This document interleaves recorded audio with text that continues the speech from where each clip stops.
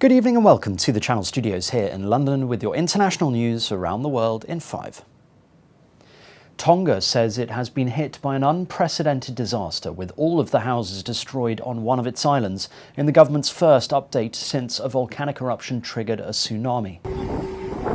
The government confirmed at least 3 deaths, 2 locals and a British national.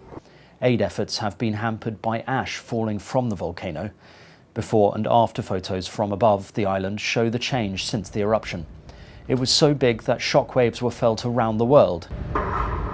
Hear the noise heard from Lakeba in Fiji.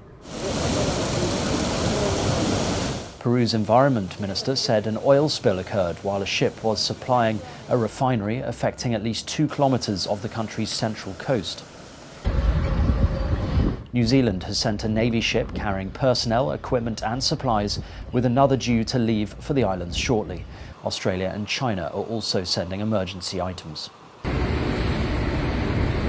Tonga's government said the internet was down, but some local phone services were available and work was underway to restore full communications. Mass murderer Anders Behring Breivik gave a Nazi salute at a parole hearing that will decide if he should be released after spending more than a decade behind bars. He walked into the court carrying signs printed in English, including one that said "Stop your genocide against our white nations" and "Nazi civil war." He then raised his right arm in a Nazi salute to signal his far-right ideology. Addressing the judge, Breivik described himself as a parliamentary candidate.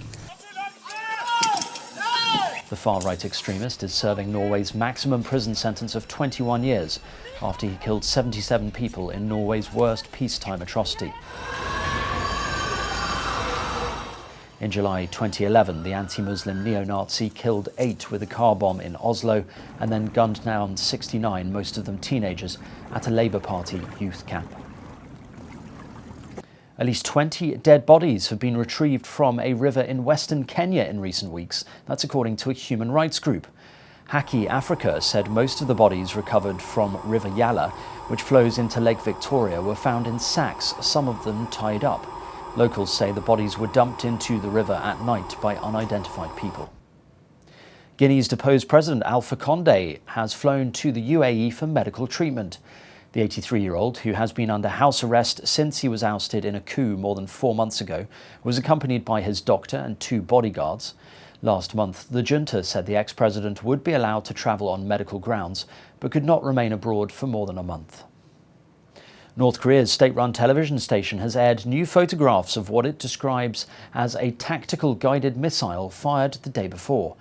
The North's Academy of Defense Science conducted a test of tactical guided missiles from the country's west and precisely hit an island target off the east coast, KRT reported without elaborating.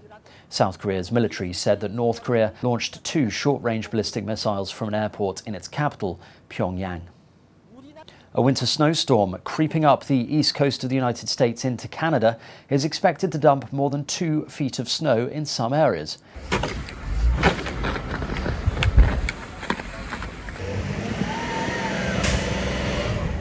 Planes have been grounded and motorists stranded.